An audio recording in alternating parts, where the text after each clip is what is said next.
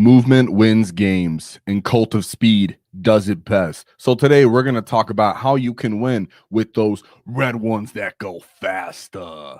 So what we'll cover today are the detachment thoughts, because there was an update and improvement to that, keyworded units, enhancements, stratagems, support units.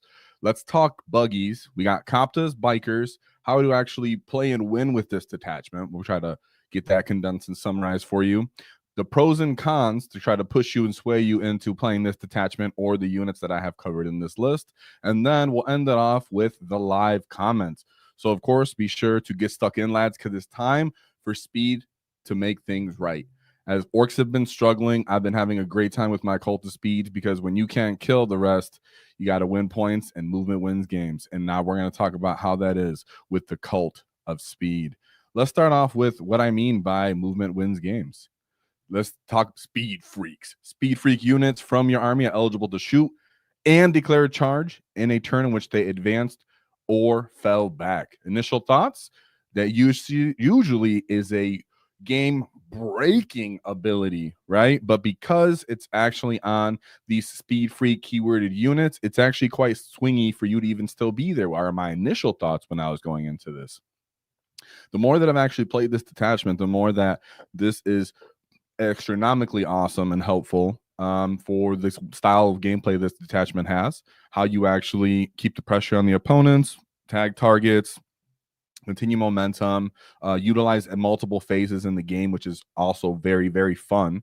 I love shooting, doing charge mortals, and also getting stuck in with combat, which the detachment does all of those things. And you're just tough enough typically that you actually will have a chance to fall back and do it all over again. So we absolutely love it as the initial thoughts, because who doesn't want to just keep the orc momentum going, right? So now let's talk about what are the keyworded units that you're going to be using said detachment rule. Now we will talk about the support units that we're all going to be using, that will also help push this detachment over its edge and make up for some of its weaknesses.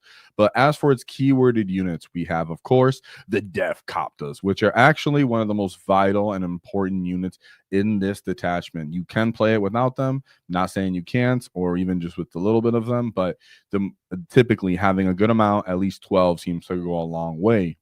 Then we go to all the types of buggies. Of course, I just want to say the names or they never get attention, but here they are. All the underwhelming buggies. We have the Mega Track Scrapjet, Shock Jump Drags to Rucker Truck Squig Buggy, Boom Docker Snazwagon, and the Custom Booster Blaster. So Mega Track 70 points, 75 points. Shock Jump 70 points. Rucker Truck is a big 95 points. Boomdaka Snazwagon is 70, and then Custom is also 70.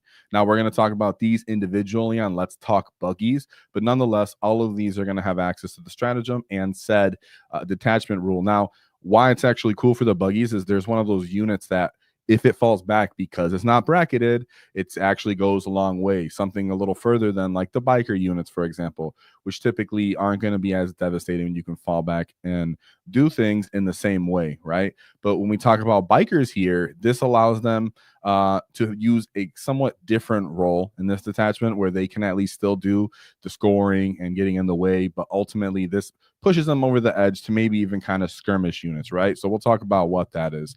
And I'm going to talk about all the buggies. I'm going to use the bikers, everything like that. We're just condensing this so in case you're new or trying to understand this attachment. Then we go to all the planes. Now, what I will say is I'm not going to go too deep into the planes. The restrictions on them make them very hard to use. I will say I do like the Jet for the most part because of the stratagems. And if somehow you get the mech into them so that you can give them +1, though it's harder, easier said than done, they sometimes can do much. Ultimately, just pick something with a lot of volume that isn't too many points. And I'd say the flyers, that's the only way you might make one work. Typically not going to talk too much about them anymore in this video, just not really for this edition. And then the one and only irrelevant leader with the keyword is the Def Killer Wartrike. So we're definitely going to be talking about that, as you know, he's pretty much like the only character that you're going to be paying attention to. But what I also want you to pay attention to is today's sponsor, Adept Roll. So as you go into your Cult of Speed, you know that it's quite swingy. There's a lot of outcomes and possibilities that can happen, but ultimately Adept Roll helped you find those averages, those true way to shine, get the most out of your durability, your DACA phase, your actual charging potential. Since this detachment is using multi-phases, you're going to need multi-averages out here. Rolling it a couple times on your app or at home, a couple dozen times simply isn't enough. Adept Roll pushes you over the edge and really understands the potential and the ways you can get the most out of your Cult of Speed. So, of course, check out Adept Roll as today's sponsor. It helps us out greatly. And what also will help you guys out greatly is understanding the enhancements. So, speaking of the enhancements, let's just go over this quick. What I will actually say, not to let people down on the excitement of this detachment, is that to be honest, the enhancements aren't that appealing to me, and they haven't been shown in any of the most competitive versions of this detachment either. So if you like to use them, it's okay. There's definitely some fun ones here that we can talk about, but you don't have to look into them as we talk about these, right? So let's start with what I actually like the most, because this is the one that I actually want to talk about for excitement, and then we can get into the rest of them because it's not too appealing. So we have faster than use. Now, the big thing about faster than use is the cost, right? 35 points for this enhancement, but Ork infantry model only. Each time the bearer's unit disembarks from a transport after the transport has made a normal move, the bearer's unit is still eligible to declare a charge this turn. So that means what's going to happen is you're going to move your transport, disembark your units, advance, and then charge up the field. Now, typically, when I would say I enjoy this the most on would be a War Boss and Mega Armor, typically. And there is combined arms factor that can go on here in this detachment. Also, having some melee units is what we're going to talk about in the support roles in this detachment. So this is one to keep an eye out for, though it's quite expensive and ends up pushing what we typically think of assets as orcs and in this detachment as it being a little bit too much. So if you don't like it, don't think of yourself as missing out on anything. When I first played this detachment, I almost felt the need to bring this enhancement. You don't need to bring it. You really don't. A lot of the game is playing in the middle of the table now with how the secondaries work out. You'll have general positioning for those melee assets you'll have, or you'll be using trucks, as we'll talk about those guys as well. Now, as we move on to Waz Blasta, this one's a bit appealing just because of the cost. It's only 10 points. Def Killer Wartrek model in your shooting phase after the bearer has shot. If it is not within engagement of one or more enemy units, it can make a normal move up to 6. If it does, until the end of the turn, it is not eligible to declare a charge. Very situationally useful if you want to make a little bit more space in filling a gap. Maybe if you're blocking with a Def Killer Wartrek and some of the bikers, you're really trying to stop a big enemy missile unit. There are cases that making that initial move will also get more OC on an objective since you're already auto advancing with a Def Killer Wartrek. And for 10 points, it might end up squaring away some of those points that you're going to be using. Then we go to Speed Makes Right. This is 25 points, a bit overpriced. This honestly should be like 10 points in my opinion. Orc models only in your command phase if the bear or transport the bear is embarked within is within 9 of one or more enemy units. Roll a d6 on a 3+, you gain 1 CP. You typically already have Gratz as an orc player, so that might end up kind of overlapping with that, and how close you have to get isn't too ideal in my opinion. So I will say CP is quite important. So if you're playing this maybe on a smaller point apps game and for some reason you have weird points left over, don't be scared to bring it in that way. Just not something I look towards, to be honest. Probably one of my at the bottom 2, right alongside Squid Hide Tires, excuse me. It's Def Killer Wartrek model only. Each time a model in the bearer's unit makes a consolidation, it can move up to an additional 3. And so it's up to 6 instead of 3.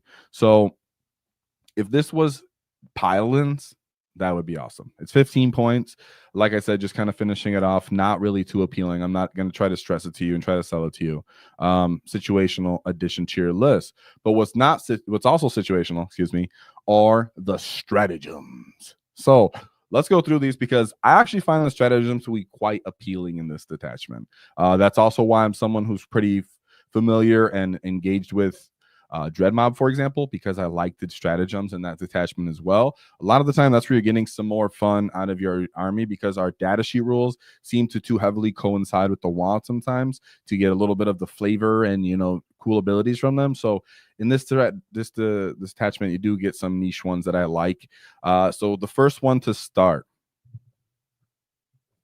is your opponent's shooting phase or the fight phase. Fantastic. Just right. Just after an enemy unit has selected its target, one Speed Freaks or truck unit from your army that was selected as a target of one or more of the attacking units until the end of the phase. Models and units have a 5-up invuln. Cool. That means your bikers essentially can pop a 5-up invuln. If your unit is a vehicle, though, and is within unit is with an unmodified toughness characteristics of 7 or less. Sorry, 8 or less. I said 7. I was thinking of the buggies. Until the end of the phase, models in your unit have a 4-up invuln instead. That means your truck is eligible to get a 4-up invuln, as well as all of your buggies, like I was already thinking as I was reading. Now, this is very nice for when we're talking about the support units on being able to pop it on the truck. Because trucks are already kind of annoying to dislodge for the enemy for their costs and how they're going to be used typically as an Ork player for delivering our actual damage, regardless of what the detachment is. So that's pretty nice to be able to actually, you know, feel somewhat durable with one of these high value transports that we have on pretty much all our detachments universally. But what I really want to point out here is the Deffkoptas. So the Deffkoptas are a full unit of ablated unit wounds, meaning the wounds are split up, which takes them to be more durable than something like a buggy, for example, right? Where the buggy is just a big pile of wounds into one, where a melta can get the most value, a melta can get out of it. Instead of something for like a Deffkopta unit, where you're going to have 6 models if you put the max unit, 4-up invuln, 4 wounds apiece, T6, and then they have a 4-up base armor save. So in this case, these guys are far more durable than you would typically expect them to be. That unit is usually who you're looking to pop the 4-up invuln on, but there are definitely times where the 4-up invuln will be very useful on a buggy unit. A lot of the time, enemies will be looking to try to trade up or dislodge these buggies for 75 points with other chaff style of units or moderate cost units, and being able to pop the 4-up invuln can cause them to invest into that unit and really think that it's going to take a lot more to dislodge the buggy than it would take. And in that case, that's where you start to get the trades, which orcs really like to see. So Koptas for the ablative wound, buggies for the luring and baiting. Of course, it works in your fighting too, so we really like to see that. Then we have squig flinging. So this is very circumstantial. I actually have never use this stratagem, to be honest, but I can understand what it wants to do. Your movement phase just after a speed freak unit or truck from your army ends a normal move, advance or fall back. The speed freak unit or truck select one enemy unit within 9 of your unit. The enemy takes a battle shock test, and you subtract 1 to the result. So if you're going to go into an enemy unit and you know it's going to pop a really annoying defensive buff, and you think that you can get it to not do that, and there are games where I've had a lot of CP, so maybe I could have considered this. You might want to do that to really turn off someone's defensive capabilities, right? But typically, I will say your CP is going to be used on other things, even if it's just mortal wounds for their grenade strat. So we'll move on from that one to stratagems that I find more appealing. So full throttle is one of those stratagems that I find more appealing, not used every game, but there are definitely chances and circumstances that it has mattered. Your charge phase just after a speed freak unit from your army ends a charge move. That speed freak unit as +1 to the wound roll in melee, pretty much. Okay. So what I actually like this on, even though they don't have AP anymore, shame on you, W, was Deffkoptas. There have been times where I'm sweeping up enemy chaff units that are in the way, finishing off wounds that are on moderate toughness vehicles, for example. If it's the wall, I can get up to strength 6, and then I get myself +1 wound on 4s. And so if I'm going into something that's hurt with a 4-up save or a 3-up save, I might be able to pull off some more wounds, peel off a couple more wounds off at that then the turn. Of course, your bikers can pop this. And then there are chances where you really, really just want to get wounds off. And maybe a Megatrack Scrap Jet might need to finish off a Baby Knight, for example, on the wall. So I'll get up to strength 9, and then I'll charge to the Baby Knight and it'll get when you start winning it on threes. So there are interesting breakpoints that can come up in games. So just keep it in the back of your mind where it could be more appealing, right? Because I've definitely had games where I tore down baby knights with that, what I just said. Not to be slept on, but also not to be forced to be pulled off either, right? Because your buggies have low volume of punches, and don't try to turn bikers into what they're not. So circumstantial, definitely something I like to see, though. Absolutely love the ability +1 to win in combat for orcs. Yes, feels great. Really does, because we have pretty good strength thresholds already. So it's come up. Then we go to more gets over here. So your opponent's movement phase, just after an enemy makes a normal move, advance, or fall back, one speed freak units from your army that's within 9 of the enemy unit and not within engagement range can make a normal move up to 6. Now, I find this the most appealing on Deffkoptas, where you get them into firing range and lines of sight, and then when enemies want to back and attack them again, you pop in a 6-inch move, and you move them back behind terrain or further away from a charge. That's typically my favorite unit to move it on, because it's easier to move them as well than something like a buggy, where they're so freaking big, and if you had to turn it, you have to use 2 movement. So there are cases, like I said, where you can move a buggy, he might run up a scrap jet, and then to get them to come out, you might have to tell them I have a reactive move to get assets to fully come out, because when you're trying to kill something in this detachment, it is going to take multiple assets to kind of focus down to have redundancy. That way you can actually push that damage through. So being able to move around and draw more units in or block off enemy units with your reactive moves is something you need to keep in mind as well. So check out our after action report if you want to see after reaction.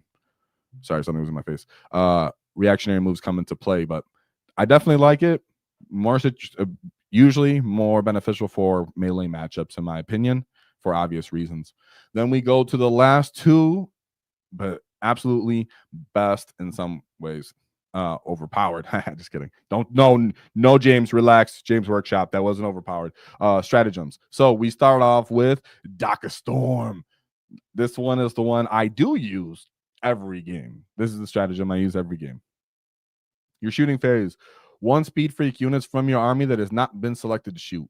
It gets sustain 1, and while within 9 of an enemy unit, you have sustain 2 instead. I absolutely love that. Now we have restrictions because we're orcs. Of course, they have to actually give us restrictions. We cannot use this as at the same time as we're using the following stratagem, which is Blitzafire. So we go to Blitzafire, which is in your shooting phase. Select 1 speed freak units from your army, like the same as before. This unit has lethals on 6s, but if you are within 9, its unmodified hit rolls are 5+ critical. So then in that case, you're lethaling 5+ in that way. Boom. That's how you push through on some of these units. Now, let me just say right off the bat, Daka Storm is something I use all the time. Of course, the obvious unit would be a Deffkopta unit. You want as much shots as you can get with them. Sustain is an obvious choice for them. Remember, they're D3 shots a piece that get blast. If it's a big enemy unit, you're going to get 2 blast shots per those guys, so shots can get out of hand, and then that can really allow you to peak that with the sustain stratagem. But if you can get within sustain 2, at this point, you're not reliable. Again, not reliable. Keep in mind, guys, I don't want to oversell you on something like you can delete everything, right? There's a good chance you can really finish off some elite infantry units or space marine bodies, or even push wounds through on enemy light armor when you get up to sustain 2. It feels really, really nice. I definitely try to work my Koptas into it. But other cases that I've used it, when I've gone into units that are -1 to hit, when I'm trying to get into skirmishes with something like a Rucker Truck Squig Buggy, or maybe a Boom Daka Snaz Wagon, right? Where if I can, well, they already have sustain, but they already have sustain on that Boom Daka, so maybe a different buggy. But typically, if they already have -1 to hit, and my buggies are natively hitting on 5s, then I'm going to move them into that 9-inch, within 9 inches anyways, because typically I want to charge that unit.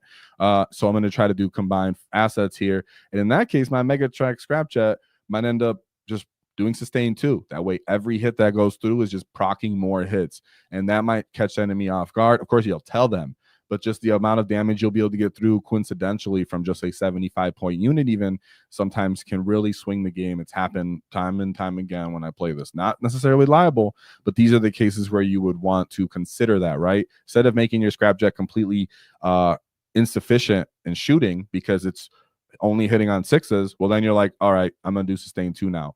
Now you got something to cook with all these damage 3s, and then you get 2, big shooters on the back, so blah, blah, blah, other stuff. Then we move into Blitz of Fire. Now, Blitz of Fire is something I find myself using less often because I'm using Dock of Storm, and then I will do Mortal Wounds because the way I see it with my current list, my buggies my Koptas, when they want to pull this strat off or go into a tough target, I'm typically already rerolling wounds and maybe wounding them on 3s or 4s, so I'm not even going to pop the CP for that. I'm going to do it for something else. But of course, in the demon matchups and the knight matchups, if you need to push damage through, of course, on the other buggies that you have on the list, it could allow you to again, proc up and actually do unexpected damage to enemies punching up, because all your buggies are about 70 points, and this is what I really like. It is swingy, but when you have redundancy and you have strats like this, and you're just pushing the dice, right? Like we always say, guys, orcs, how you solve problems with more dice. And speaking of more dice, let's talk about more units, the support units. So the support units aren't necessarily the backbone, but they can say maybe like the cartilage, right? Where it actually holds this detachment together so that all the other, what we talked about, keyworded units can actually do their thing. Now, we will do a video on the archetypes, so look out for this right after that, where I show multiple lists, and then they'll have these different combos in there for it.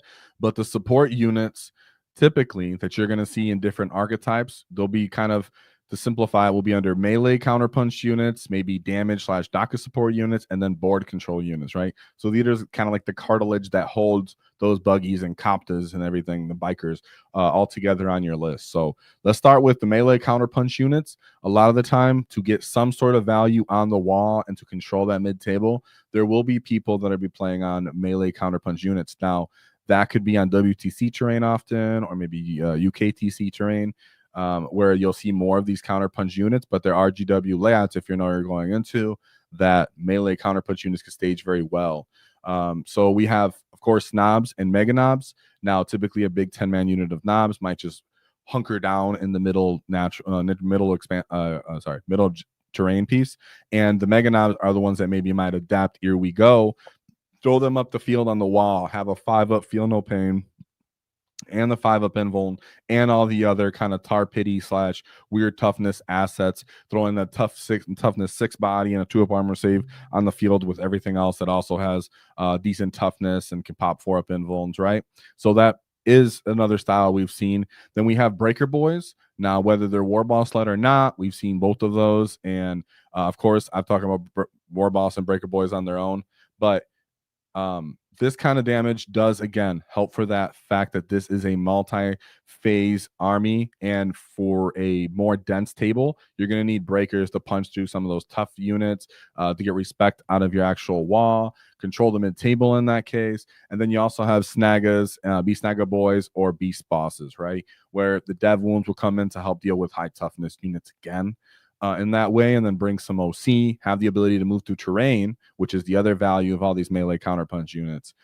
So variations of this, as we'll talk into, it will be important, but typically you're only going to bring maybe 1 big brick of knobs, 1 big brick of mega knobs, 1 to 2 breaker boys, maybe with a character if it's only 1 unit, and then simply for snagga boys, I've seen variations on this, but those will be your damage melee counterpunch units typically in this list. Not going to oversaturate your list with this, because Cult of Speed does retain its theme and its identity with its keyworded units. So then we move on to damage and DACA support units. May catch you a little bit off guard.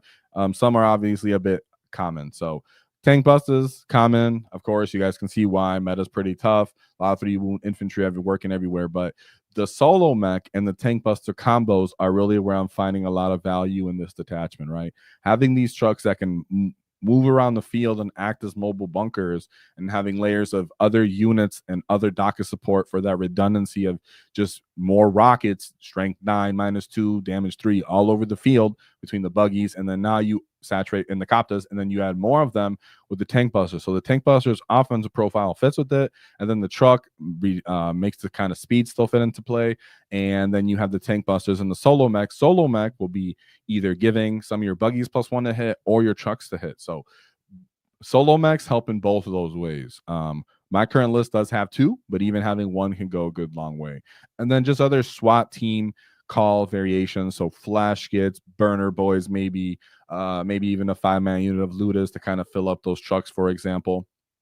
And then a kill rig might be going alongside those beast snagger units to, again, you have enough tough stuff all over the field with different variants of toughness, and kill rigs always kind of find their weird way onto lists, or maybe even a battle wagon in some cases. But then we go to the board control. Again, the cartilage of this list. Very important typically is some sort of infiltration. Now that could be Mandos and Snickrot, right? Now keep in mind, Mandos and Snickrot, though both have infiltration, still have different have different uses and actual practical cases. Of course, they still will help deny other infiltrators based off them just being there, but one has to be more safe than the other, and one's able to assist Zagra in a different way, right? And Snickrot acts as his own, I'm going to score points necessarily a lot of the time. Not that he's going to do the same role or apply the same pressure that Zod would do, right? So then we have Zod on this list. Now, Zod sometimes cannot be on the list, of course. This is one of the tech pieces that I find that gives those layers, those pressure, the ability to move through terrain, the OC, the capturing natural and enemy natural expansion, or tar pitting some of the enemy's most key units. Again, you're getting value from the wall from him, and he's one of the most per point units that gives you value on the wall. Seen it competitively used often, and then I've also seen people not use it. So if you don't like Zod, definitely find ways to play without him, but Zod does go a long way for how he has actually executed on this list. And of course, he brings some value to the wall. Then we go to Storm Boys. Again, you have a little bit of a deep strike. You have a little bit of, I can throw some grenades alongside buggies. I can block off enemies that are trying to move through terrain pieces with my 5 dudes. I don't get in the way of my buggies, because something like a 10-man unit of boys just walking around the field, or grots, or whatever it may be, can kind of get in the way of your buggy's actual mobility. Now I know that they're vehicles, so then you can move through each other, but the actual issue is where they're going to end up. Your slow 32 mil boys just running around trying to get up the field, or for example, are going to be the difference between Storm Boys actually being able to get them where you need them to be and still keep up the theme, right? We all love that flavor. Truck, like I mentioned earlier, kind of use it as a mobile bunker, but then you can also still use it as a melee staging transport as always, and pop the invul. And then boys, a lot of things just want to go forward, and boys kind of never don't have at least some kind of use in offering sticky. I have seen lists with boys, and then you get a little bit of a skirmish and fighting thing up here as well. So yeah. Then we have so as for these units, the most common ones that I would say you're going to end up bringing and don't want to be using are typically some sort of infiltration. I do see trucks on pretty much all of the lists. And then, like I said, tank busters help you go a long way, and considering some sort of mech. If you're playing a dense table, you do a lot of the time want a mid-table kind of bullying unit, which can be 10 knobs, can be breakers, or they can be other units that end up in SWAT teams. So just don't sleep on these support units, and they really do act as the cartilage that hold this stuff together. One's kind of do board control, one's holding the mid-table, and then the other stuff is helping support do damage alongside your other basic stat lines of Speed Freak keyword units, right? So with that being said, let's move on to the actual let's talk buggies, where we finally get to talk a little bit of the Speed Freaks. Been having a whole lot of fun with these gits. And let's talk about how I actually kind of use them and try to implement them in the game. Of course, different matchups will call for a little bit more circumstantial stuff. So, of course, be free to ask questions in the live chat. So, let's go to the Mega Track Scrap Jet. Obviously, we're just going to name him right away to keep it simple. He's the Skirmisher. For 75 points, the amount of damage that he can potentially put out is worthwhile to getting him involved in fights and having him to keep him into some sort of consideration for picking up other trash units where he's going to win those matchups a lot of time than not, and sometimes even punch up. So he's not someone that I would necessarily throw forward and let your enemies interact with first. He's very much I need to go get something to feel good about it, and he's the only buggy that can actually feel good about it. So just keep him in mind for his mortal wounds on the charge. He actually is natively strength 8, so if he gets into a fight with some scouts, which definitely does happen in some games for might be, then he can be wounding them on 2s. Of course, he only hits on 4s. So the fact that he shoots and does combat and does mortals is actually his value there. And then I already mentioned how he is personally, as for buggies, probably my favorite guy for the Daka Storm if my Deffkoptas aren't getting into play yet. Then we go in, and there's other, you can let me know if there's other buggies you like too. So he's someone that I don't necessarily give up too early, even though he is only 75 points. He's someone that I want to come alongside, maybe my second wave. As we talk about how to win with this army, that'll make more clarity. Then we go to the shock jump dragsta, where we have just simply board control / pressure. What I mean by pressure is the enemy will always know that you can possibly pick this buggy up and go deal with their little silly character left in the backfield, maybe a 5-man unit where I'm going to jump in from that field. I'm going to shoot at those guys. Then I'm going to possibly charge those guys. And then if they don't have the resources to kill my buggy's going to get on objectives with 3 OC and slowly whittle them away, so that you have to keep the enemy screening, which against an army that has this detachment style that has a lot of assets, pulling that much stuff backwards to screen their backfield takes away from what's front loading to either screen or bring more damage to what is simply a lot of boatload of wounds on the table. So the shock jump dragsta, just simply having one on your list can feel good about it. And sometimes he can just jump into a way that blocks off a lane from other enemy units being able to use it, right? Then we move, and then he has precision. Can't rely on it. You guys always know you're going to roll a 1, right? But it has happened before. Then we move to a Rucker Truck Squig Buggy, probably the most contentious buggy, but what has literally grown on me in the very squiggy type of way. So this is the indirect debuffing buggy. So this buggy is still doing indirect. He's D6 plus 6 shots. It is blast, strength 5, -1, ignore cover, 2 damage. And if you get within 3 inches of him, he can do on a 4+ D6 mortals to you as well. So when I already talked to you about the support units as having a mech or truck bunker trucks that I can move around, keep in mind you can't use a solo mech on something like Deffkopta units because it's per model. That means only one Deffkopta would get +1 to hit, right? But when it comes to something like a Rucker Truck Squig Buggy, which I kid you not, guys, in this sort of meta with World Eaters and Death Guard and Emperor's Children and just Marines in general, just 2 wound stuff hanging around, being able to say, hey, I can indirect those guys hitting on 5s. I don't typically ever advise popping sustain because you just want to let this happen as it does, but you're getting blast sometimes. You can roll hot on the actual hits. And in this case, you can start picking up some of their chaffs units or start slowing enemy units, right? You're getting -2 to move, advance, and charge with that 4+ debuff. And so typically if I'm bringing a buggy, one of these Rucker Truck Squig Buggies, I'm bringing 2 because there are times that are those games that I need to slow something, right? Just recently, slowing Deathwing Knights, for example. Oh, you guys came in all the way back there? Well, now you're just going to be barely maneuvering your way up the field since I don't really want to deal with you right now. And picking up small units of infiltrators that you know are going to get in the way of your buggies and try to let the enemy unit down. Well, you can start indirecting picking those units up or just diminishing the unit size so it can't fully block you, or your buggy can finish it off. And then after that, this Rucker Truck Squig Buggy a lot of the time will start to move up the field. So don't limit it to just indirect firing. Let it start to fire direct into enemies with its profile still get into Marine bodies because at some point your solo mech's going to move on to a supporting trucks, right? And in this case, this Boondocka Snap, the Rucker Truck Squig Buggy, will then also act as a distraction or tar pitting unit where you'll get into fights or in situations where it can possibly throw mortal wounds off to somebody, right? Again, another game, dropping mortal wounds into Demon Princes where I had it where it really mattered a lot. The amount of mortal wounds that are kind of slid into this list and hidden behind all these data sheets is also something that takes the enemy off guard. Can't rely on it, But when you have so much redundancy of the shooting and the strength 9, the damage 3, the mortals, then all of this stuff starts just whittling your enemies down and drowning them away. So the Rucker Trucks Quick Buggy, even though for 95 points, when you already have this kind of archetype that you're running with solo mechs, he goes a long way. If you don't hold solo mechs, can't necessarily always say you want to bring him, but people have still brought him just because even if I hit you on a 6, I can make you roll for the debuff, and then everything else, I'm just moving him up the field. Then we move to a Boom Daka Snazwagon. So I call him more of the chaff clearing boys, right? So when someone, and we're going to talk about how to win with these pressure army and this tempo style army.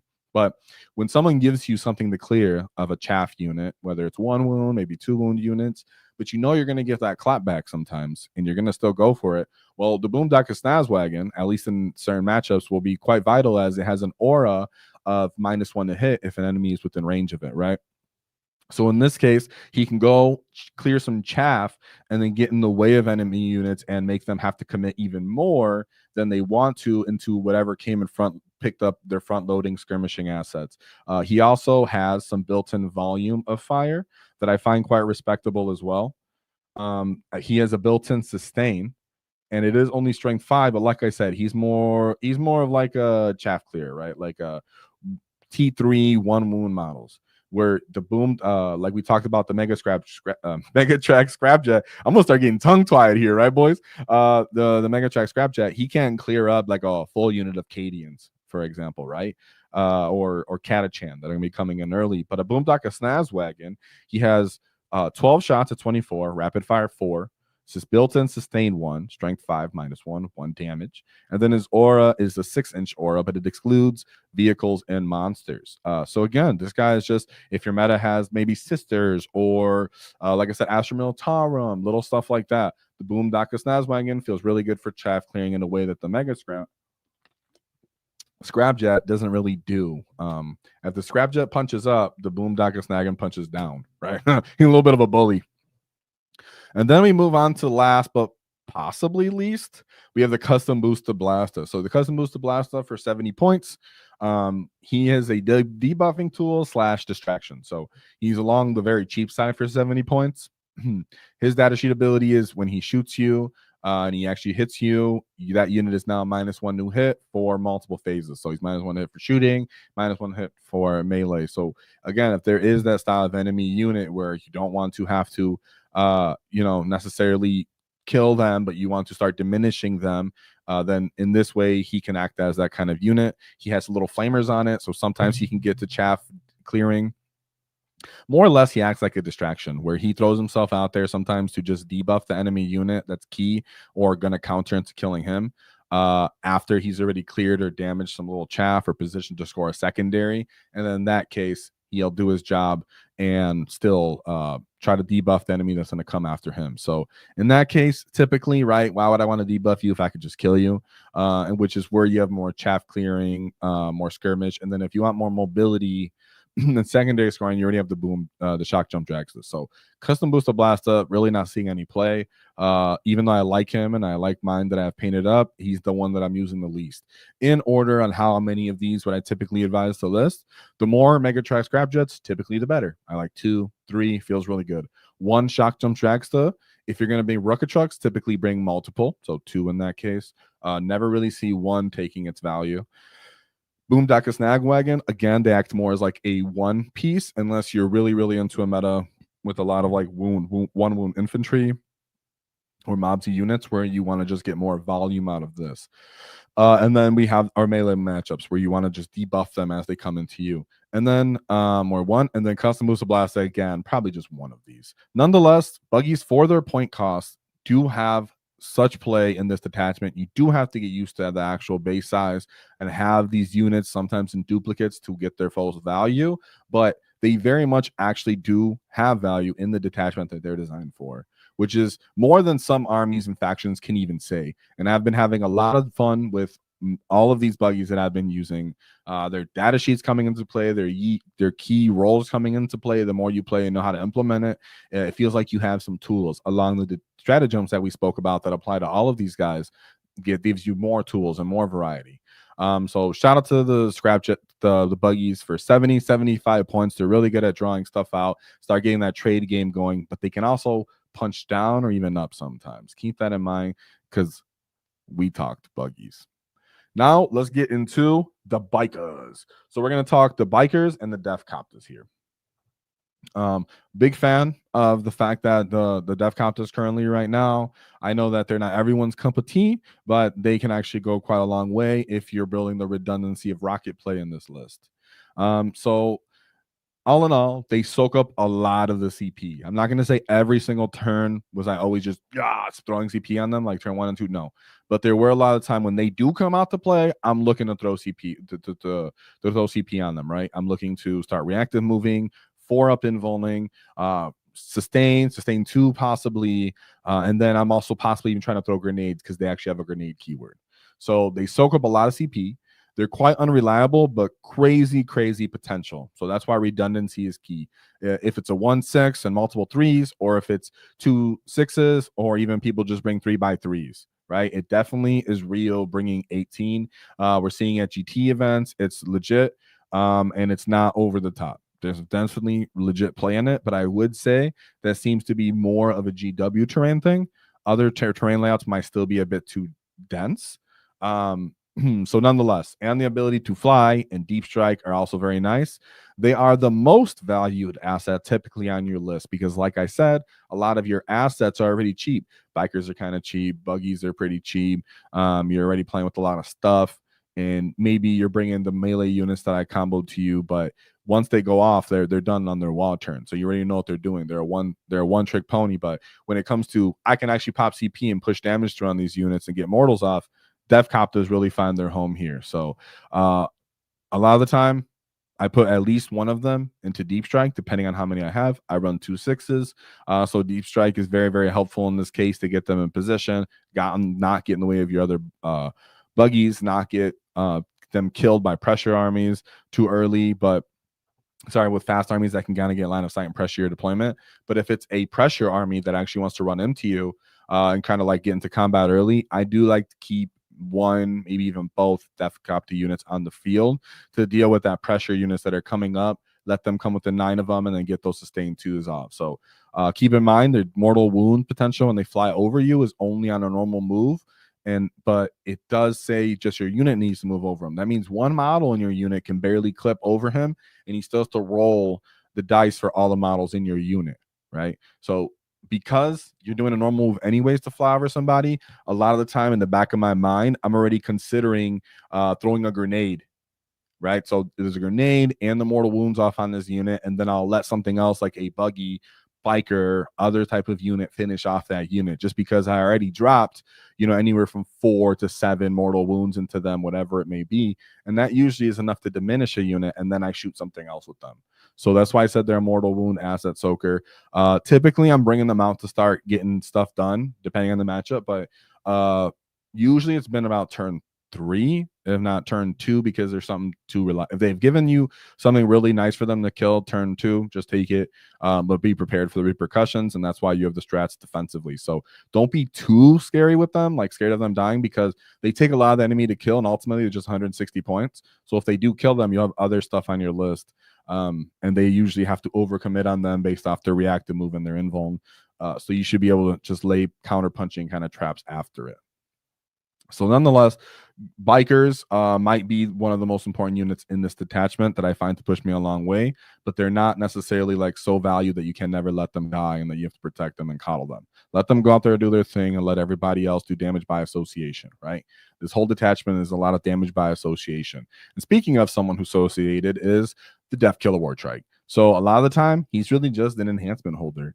And I know it's going to hurt some people's feelings. It hurts mine because I love my Def Killer Wartrike.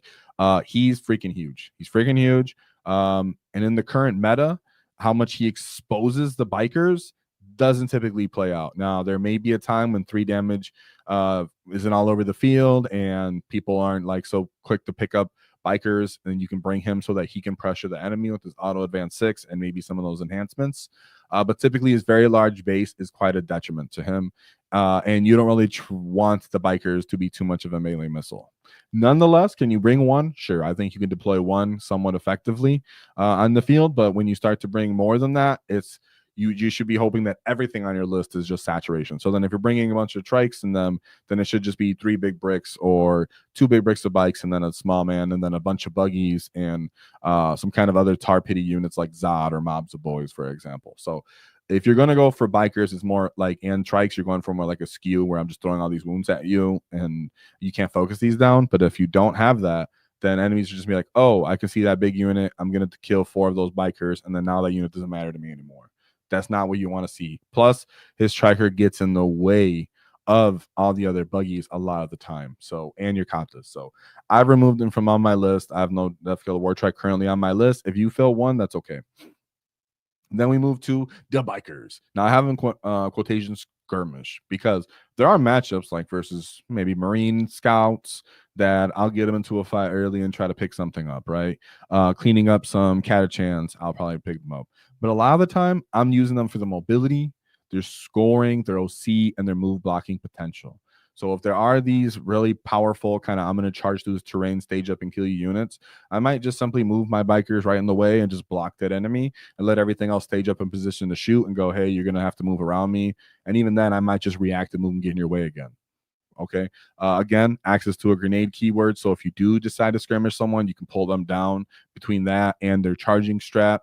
A lot of the time, there's smaller, slicker bases, meaning the 3-man units can kind of weave in between buggies and find their way to enemies' objectives and try to flip them with their OC.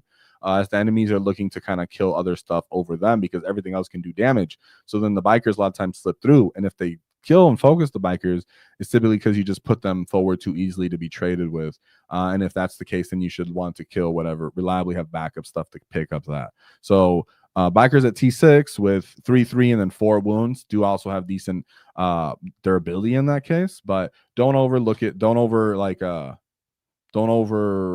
lean on it because a lot of stuff is damage 3 currently in the meta. So I just find them as good little objective flippers for our primary, secondary scores sometimes, deep strike denial units a lot of the time, and just getting in the way. So that's kind of like how I use more of the bikers more than looking to make big bricks and do damage and run them up the field. Now, I have seen people run big bricks, but I think they're still using them in this side of way, and then they bring damage and other styles of units and support units.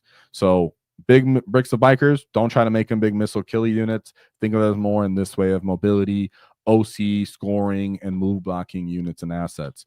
And I like to bring them typically out on the wall when they natively get the 5-up invuln instead of trying to spend CP on that. So with that being said, I do have bikers on my list. Typically just kind of similar as them to 3-man units. Remove the war trike and then bring more Koptas. I don't max out 18. Haven't felt the need to do that, but I do bring 12.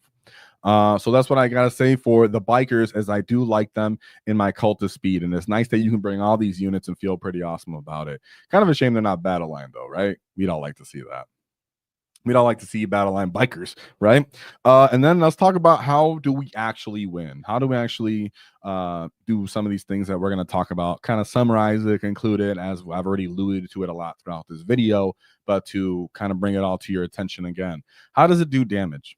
Well, it's a multi-phase army, but not just in the shooting and combat as maybe a tactical brigade would be, but it's a lot of mortal wounds here, between the mortal wounds from your Deffkopta flying, your buggies throwing mortal wounds within aura range, charge mortals, tank shock, grenade, bomb squigs from the said support units. All in all, you're doing damage from all these assets. Then you also have the ability to charge. A lot of your buggies have respectable strength thresholds for at least infantry damage too. Tie the enemy up, don't get killed, because you don't get bracketed anyways. You're going to fall back and do it again. So the damage comes from all of these assets, but it comes from redundancy. So that's why you bring a lot of rocket units if you're going for a rocket theme, which seems to be the best version at the highest level of the game. But if you're not, you still want redundancy in whatever you're still trying to do, whether it's big bricks of bikers or not. Now, as for scoring, how does it score? you typically have like 23 units on this list, 20 units on this list, whether it's solo characters, 3-man bikers, buggies walking around the field, shock jump tracks, those infiltrators. You're typically going to have just enough units that you're going to be scoring secondaries. Now, when it comes to the primary game, because of the tempo of the style and the fact that it's a pressure style army, means you're still going to be scoring it in a somewhat similar way to playing like a melee army as orcs. Now, even though this is a shooting army, you're going to have layers of shooting behind you. How you take control of the board to get this redundancy, to actually get line of sight, because you have so many big models, you have so many big units, that you actually need to control out of the table to overlap these damaging units. So you need pressure in a similar style that you would need pressure in some of these combat armies. So a lot of the time it comes down to infiltration, moving up the field, staging. Now, when you're playing a pressure army, it's about you first, as the orc player specifically, knocking the first tooth out. Keep that in mind. So if we start we start in the scrap, regardless of what detachment you're playing, but specifically in these pressure styles, we start in the scrap is you take your chunk of flesh first as an orc. You try to pick up these small assets, not too much. Don't overinvest yourself where you throw, over trade assets like I'm going to throw my scrap jet over all my scrap jets turn 1 forward. No. What I mean by that is I'm going to use indirects. I'm going to use maybe some infiltrators. I'm going to do some sneaky firing lanes with the truck for shooting. I'm going to throw 1 buggy forward and kill this chaff, but then still push the enemy back to stop D-strikes, to stop reinforcements.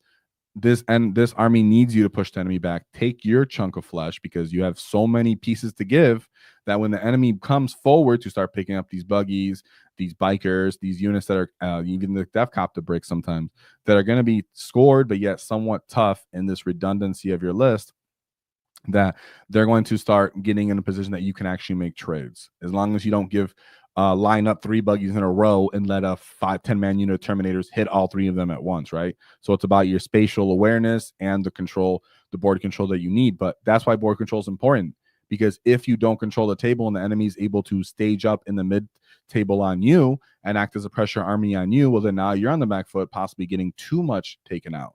And a lot of the time, people think the tempo of this army is a turn 1 wall. Now, there are times in a search and destroy that very much can be the case. But I actually found turn 2 walls to be more important, or sometimes even late game walls, where the enemy was already playing very cagey. Maybe you're playing Scorched Earth and you could play a little slow. Maybe you're playing Ritual and the enemy thinks I'm going to play back a little bit. Well, you might just set yourself up in a position where I'm just going to lean back the wall, always threaten it, and then come forward when I still have a lot of assets, and the enemy won't be able to dig me out, and I'll swing enough of the primary at the end of the game. But typically as a turn 2 wall, it's about you running out, taking the first chunk of flesh, the enemy responding, hitting you their first time, and then you responding again and hitting them with that follow-up hit. And since it doesn't require the wall and you use your first chunk of flesh to do the first damage, then and you have the invuln, also durability, it means the enemy is going to have to kind of overinvest into these units, which allows your shooting assets or support docket assets can come into play. Now, if you don't have units that can close that distance, like we spoke about with the knobs or breaker boys, then it comes into, well, then when they do cross that threshold into the mid table, you should have not given up all of your buggies that have potential for damage, and that's where the more chaffy 3 biker units, cheap other buggies that we spoke about that were more for skirmishing and trade, chaff clearing come into play. Draw those assets out, deliver the wall to actually break someone's nose, and then follow up with more DACA support behind that. So it's still very much I'm taking the flesh out of you, killing some of your chaff. You come kill this frontline chaff that I have that's forward. I call the wall, hit you with my back-breaking units from my melee support units. You then come with your final wave of punches to kill my support melee assets, and then I finish you off with my DACA units that I had left over, whether it's my Buggies Mortals, my Deffkopta that I still have on the field that was able to reactive move out of your away, my tank buses and flash kits that disembark from trucks. Whatever it may be, this army does play us to I take a chunk of flesh from you, I have very cheap assets and that I can play, and then when you take it from me, I should still be in a position to hit you hard. Potentially when you hit me as hard as you can, you've now lost a lot of your stuff, and if you do start killing my stuff, for example, when I played World Eaters, they were able to kind of keep momentum up. picking their chaff units up and just making their elites do everything, right? If you're only going to have those elite units killing me, then you're going to play the game with only those elite units killing me. So you're going to have a demon prince killing one buggy while I pick up all your other infantry units and touch all your objectives that were sticky, right? So it's still a lot of pressure, and you're taking advantage. You have a lot of assets. The tempo is still fairly fast paced, but don't feel pressured that every game you have to wall turn one. That's typically a mistake. You're typically going to kind of play it back a little bit, draw enemy assets out, take possession on them, take the staging locations, call the wall. By the time the enemies shoot through your army, you've already won by points. So let's move to the pros and cons to start wrapping this up. We have movement wins games. The best players, the best coaches, whoever you talk to in 40K always say that movement wins games. Movement gives you options, and movement allows you to manipulate your opponent in the ways that we talked about earlier. So Cult of Speed does that best. Then it falls under the category of trash lists, where you bring in a lot of units, 20 units fitting on your list, 23 units fitting on your list, and a lot of these units have just the potential to spike up and punch up just by the thematic nature of this list, which is another pro. You're still using the backbone and the identity of this faction, but then you can use other orky style of units that we talked about in the support roles to act as a cartilage to bring it all together, because the other stuff very much allows it to play. If you try to play with just buggies, bikers, and koptas, you're going to feel very lopsided, right? So it actually feels nice if you don't have all of these things to play into, that you can start incorporating some of your own collection. Also, a pro is that it's unfamiliar. When you're going into an event and enemies aren't familiar with your detachment, then they can only make the mistake once until it's like, oops, well, I learned how that was. Of course, you're going to play respectful and let them know your rules. But ultimately, them not being familiar with that style of orcs and only being familiar with Warhorde is also going to be a little wrinkle in your cap that's going to help you. Then some of the cons, it's quite swingy. So the fact that you need this redundancy can also be annoying for the unit acquisition con of this game, this detachment, where okay, I'm gonna need that many Deffkopta units while tactics. I need 12. You gotta tell me I need 4 boxes of Deffkoptas. I need 3 boxes of Deffkoptas. Then I need buggies, and they're only 70 points a pop, so it's just a lot of acquisition of these kind of units that might be sort of difficult. So when we do the archetypes, I'll try to give some lists that'll help you not have just these units, but because they're so cheap and they're still very identifiable with the list, they're still going to be a part of the unit acquisition. It could be a problem for an intermediate or newer player to actually get into this attachment.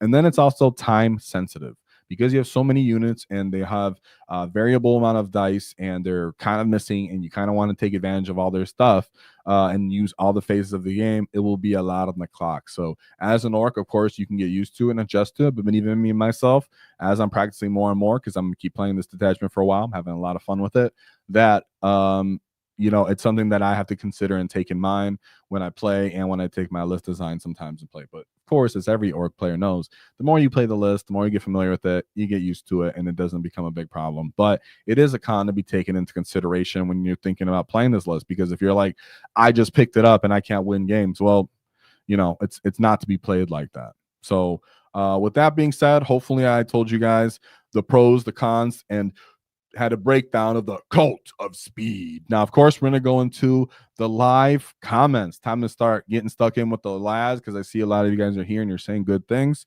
But I don't want to get distracted with that presentation too much. But shout out to you guys. Shout out to the guys who were here first. We got Beast Boss, Wiggy, K Flynn. What's up, you guys? Whoa! And this is actually a good question from him. He says, what is the most thematic or iconic buggy for Cult of Speed? I don't know much about this style of play, to be honest. Well, welcome, and you'll be pleasantly surprised when you actually see the archetype breakdowns with that list. Now, this is actually a perfect time to end the poll that I had up. If you're not here and you want to know what the poll said, it's favorite buggy, so it goes perfectly with this comment. I have the Scrapjet, Snazwagon, Shock Jump Dragsta, and the Rucker Truck. I didn't put the custom boosted blaster because I only have 4 spots on YouTube. Sorry. So get those votes in 5, 4, 3, 2, 1. We're gonna end that now. So we have the winner for the most iconic buggy was actually the Snazwagon. So as for the comments of this video, I have to say that's the most iconic buggy. In my opinion, the Mega Track Scrapjet is also very iconic, because it's an orc that's kind of confused, thinking that it's like a rocket slash a vehicle. Like, look at that thing.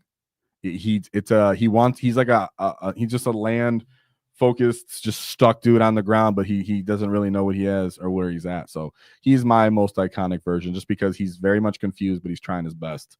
A great comment for that. And then hopefully this video actually helped you get some understanding of how this detachment works. Shout out to Jay Hugh. Whoa! And then of course we got Jay Hoon with the triple pig wall. Whoa! And that's funny because that is actually real.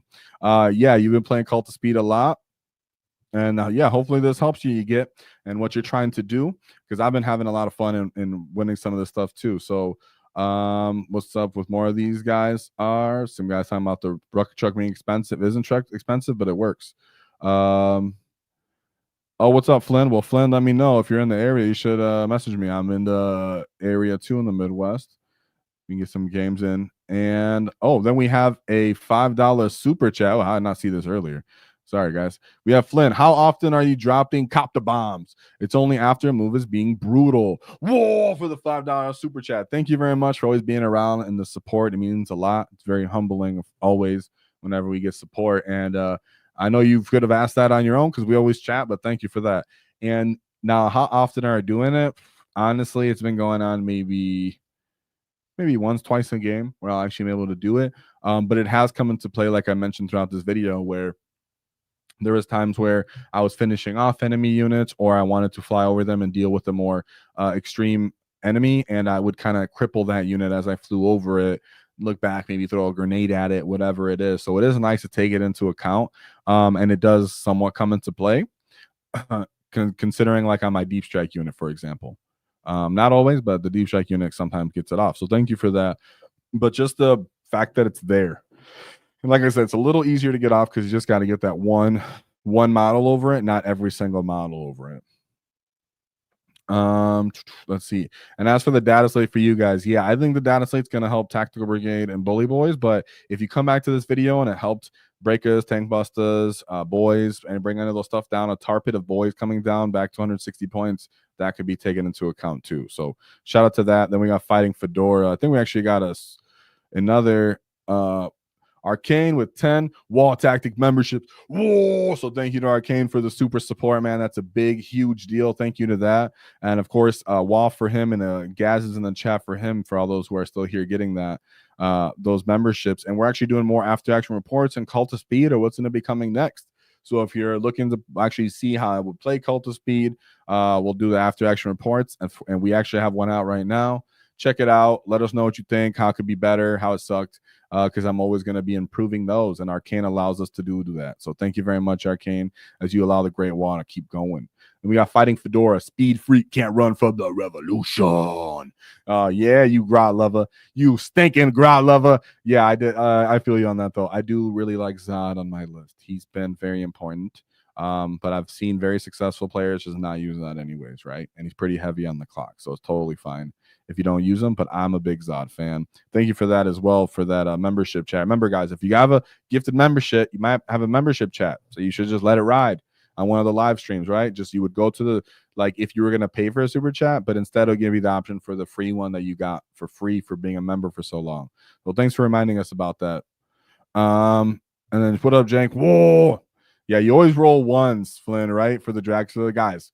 But put that in the chat. Ones in the chat if you always roll ones for your shock jump dragster, right? I'm like, I'm about to get you. Now, I will say, I had an RTT where I precision out a character, rolled a dev wound to D6+1, took out a character.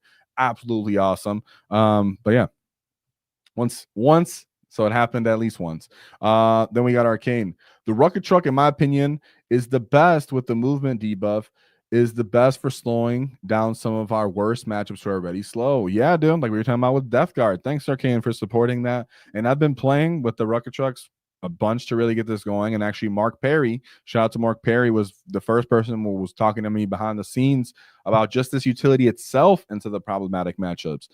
So when Knights were really, really annoying, he kind of fell out of play, but Knights kind of already push a little back. There's not as many of them. Boom, I'm bringing these Rocket Trucks into play, and the solo mechs. They're very, very useful on my list, and actually help me in all the games that I've been winning with that. They've pretty much always come into play, and when I can't slow something, those Rocket Trucks just going forward, getting direct shots off, or even just trying to get mortals off on people and start doing that asset trade, even though they're a little expensive, so I don't want to do it too early. So yeah, thank you very much for that, dude. It means a lot. And let's see what else we're saying here. Based on how different editions go, do you think that because this detachment has been weak this edition, that there's a chance it'll be strong in 11th? Thanks. No, I don't think GW necessarily works like that. Because, for example, what was called Goth Boys is pretty much Warhorde, and it's always been good, and they just keep it like that.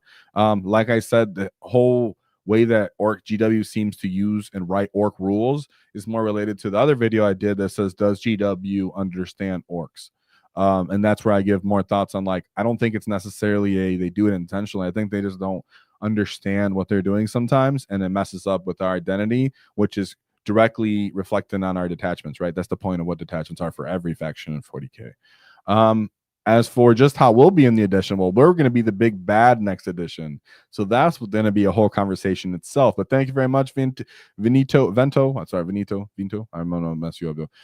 But you've been around for a really long time. So I remember that. You've been around for at least like almost the whole length of the channel. So what do you get? Seriously, some of you guys have been around since we've been new. So thanks for that.